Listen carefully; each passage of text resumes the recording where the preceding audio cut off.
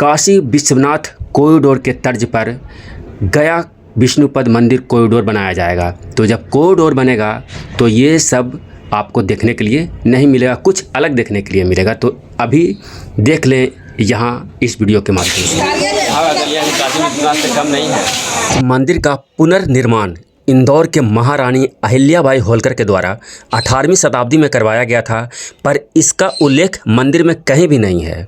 मंदिर में लगे सोना कसने वाला कसौटी पत्थर गया के ही अतरी प्रखंड के पत्थर कट्टी से लाया गया था। ये वही फल्गु नदी है जहाँ पे स्नान करने के बाद पिंडदान होता है, और वही नागकुट पर्वत के ठीक नीचे सीता कुंड है जहाँ माता सीता ने दशरथ जी का पिंडदान किया। और ये सामने रहा गया रबर डैम। हम अभी पहुंच चुके हैं गया रेलवे जंक्शन पे और आज देखेंगे और जानेंगे विश्व प्रसिद्ध विष्णुपद मंदिर, जो यहाँ से लगभग 4 किलोमीटर की दूरी पर है। और सबसे पहले ये रहा फल्गु नदी, और फल्गु नदी के पूर्वी किनारे पे रहा नागकुट पर्वत, और इसके पश्चिमी किनारे पे स्थित है विश्व प्रसिद्ध विष्णुपद मंदिर, और ये रहा विष्णुपद मंदिर। यहाँ पहुँचने के लिए सबसे पहले पहुँचना होगा चांद चौरा मोड़। इससे थोड़ा और आगे बढ़ेंगे तो मिलेगा अहिल्याबाई रोड। इस चौराहे से थोड़ा और आगे बढ़ने पे एक बोर्ड मिलेगा जिस पे लिखा हुआ है अहिल्याबाई रोड, और ये रहा वो बोर्ड।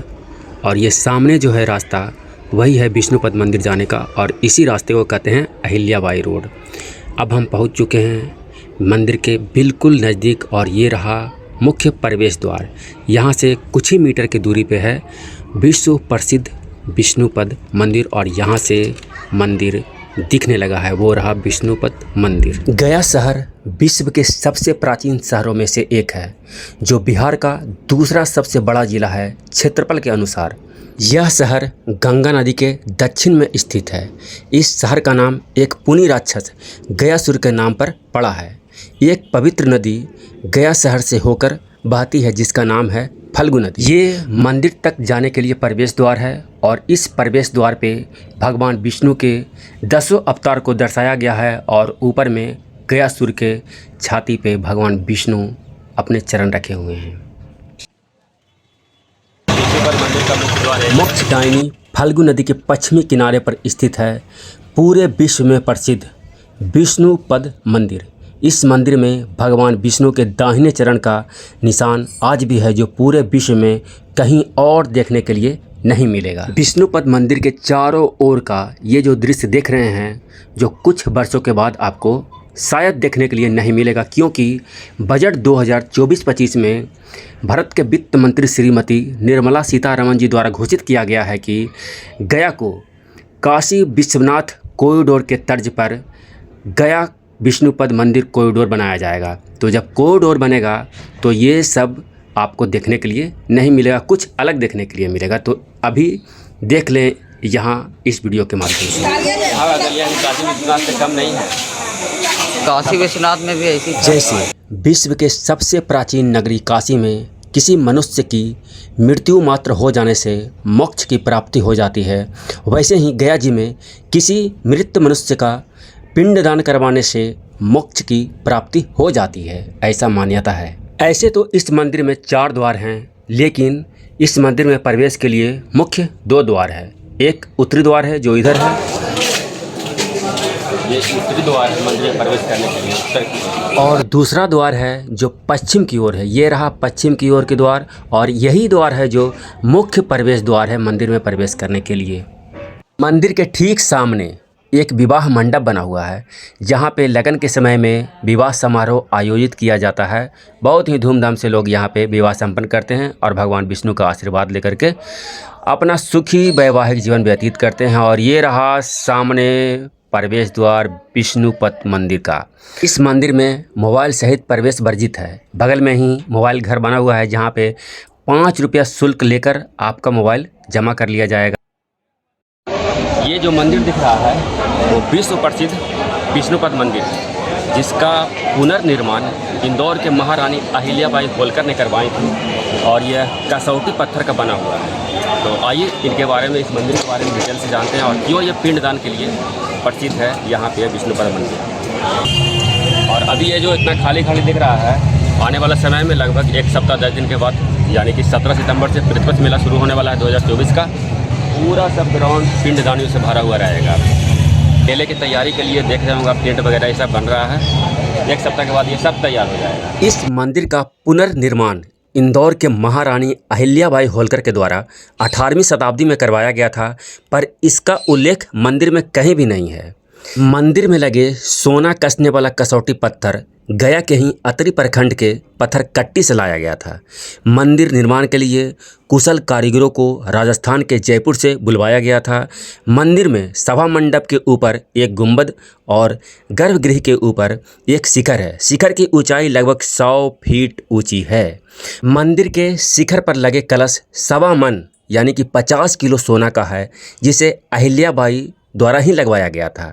मंदिर के शिखर पर जो ध्वज है वह भी सोना का ही है, जिसका भी वजन 50 किलो 1.25 मन है, जिसे बाद में श्री बाल गोविंद सेन द्वारा लगवाया गया था। सोना का कलश और ध्वज के बारे में जो वर्णन किया गया है, जो ये सामने दिख रहा है, ये ध्वज है और ये कलश है, जो सब सोने का बना हुआ है और इस पर पक्षी बैठे हुए रहते हैं। विष्णुपद मंदिर अष्टकोणीय मंदिर है। 8 कोनों वाला यह मंदिर है और दिन के 12:30 बजे से लेकर के 2 बजे तक गर्भगृह का द्वार बंद रहता है। तो भगवान के चरण दर्शन के लिए जाएं तो इस समय को ध्यान में अवश्य रखें। त्रेता युग में गयासुर नामक एक राक्षस रहता था, जिसे भगवान विष्णु से वरदान प्राप्त था कि जो कोई भी उसे देखे, स्पर्श कर ले, उसे मोक्ष की प्राप्ति हो जाए। इस कारण पापी व्यक्ति भी गयासुर के दर्शन से तर जाते थे, स्वर्ग लोक जाते थे। गयासुर को एक स्थान पर स्थिर करने के लिए देवताओं ने गयासुर से उसके शरीर पर यज्ञ करने की अनुमति मांगे। गयासुर खुशी खुशी तैयार हो गया। गयासुर यज्ञ के लिए जब जमीन पर लेटा तो उसका शरीर 5 कोस 15 किलोमीटर दूर तक में फैल गया। देवताओं द्वारा 15 दिनों तक उसके शरीर पर यज्ञ किया गया। यह यज्ञ भादो महीने के पूर्णिमा से लेकर के आश्विन महीने के अमावस्या तक 15 दिनों तक चला। आगे चलकर यही पक्ष पितृपक्ष के नाम से जाना गया। गयासुर के शरीर पर 365 वेदियाँ उस समय बनाई गई थी। यहाँ पे जूता चप्पल निःशुल्क जमा कर सकते हैं और यहाँ से कुछ ही दूर पे मंदिर है और बगल में पेयजल का भी व्यवस्था है। हाथ मुँह धोएं और उसके बाद प्रसाद लें और मंदिर में प्रवेश कर जाएं भगवान के चरण के दर्शन के लिए। वायु पुराण के अनुसार साल के 365 दिन एक एक वेदी पर हर रोज पिंडदान होता था। वर्तमान में मात्र 54 वेदियां ही अस्तित्व में है, जिसमें से 19 वेदी विष्णुपद मंदिर परिसर में ही है। 15 दिनों तक यज्ञ होने के बाद भी गयासुर का शरीर अस्थिर नहीं हुआ। तब भगवान विष्णु का आवाहन सभी देवताओं ने मिलकर किए।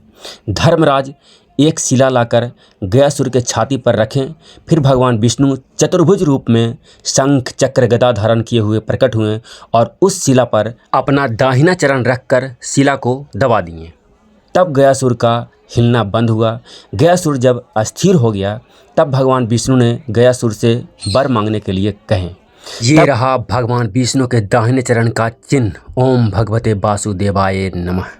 इस मंदिर के गर्भगृह में पाषाण शिला पर त्रेता युग से भगवान विष्णु के दाहिने चरण का चिन्ह है, जिसकी लंबाई 18 इंच है। गया जी के सभी 54 वेदियों में सबसे प्रमुख वेदी इसे ही माना जाता है। केवल इसी वेदी पर पिंडदान कर देने से सभी वेदियों का फल प्राप्त हो जाता है। तब गयासुर ने वर मांगा कि हे प्रभु, जब तक पृथ्वी पर सूर्य चंद्रमा रहे तब तक मेरे ऊपर इस शिला पर आपके साथ सभी देवता विराजमान रहें और इस स्थान पर पिंडदान करने से मनुष्यों को मोक्ष की प्राप्ति होता रहे। और यहाँ पर विश्व प्रसिद्ध फल्गु नदी जाने का रास्ता है, तो आइए चलते हैं। तभी से यह क्षेत्र गया तीर्थ के नाम से जाना जाता है। विष्णुपद मंदिर कॉरिडोर बन जाने के बाद ये सब सारे दृश्य हैं जो बदला बदला सा दिखेगा। तो ये सब दृश्य को एक बार यहाँ पे सहेज के रख लिया गया है। ये वही फल्गु नदी है जहाँ पे स्नान करने के बाद पिंडदान होता है। जब माता सीता इस स्थान पे पिंडदान करने के लिए आए थे दशरथ जी का, उस समय इस नदी को माता सीता ने श्राप दिए थे कि इसमें सालों भर पानी नहीं रहेगा। यही कारण है कि इस नदी में सालों भर पानी नहीं रहता है, केवल बरसात के दिनों में इसमें पानी रहता है। हालांकि यहाँ पे गया जी डैम बना करके पानी को संरक्षित किया गया है, फिर भी सालों भर पानी इसमें नहीं रहता है।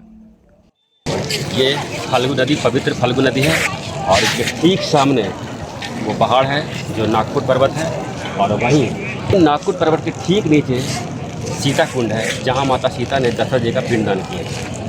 तो चलिए, और ये सामने रहा गया रबर डैम।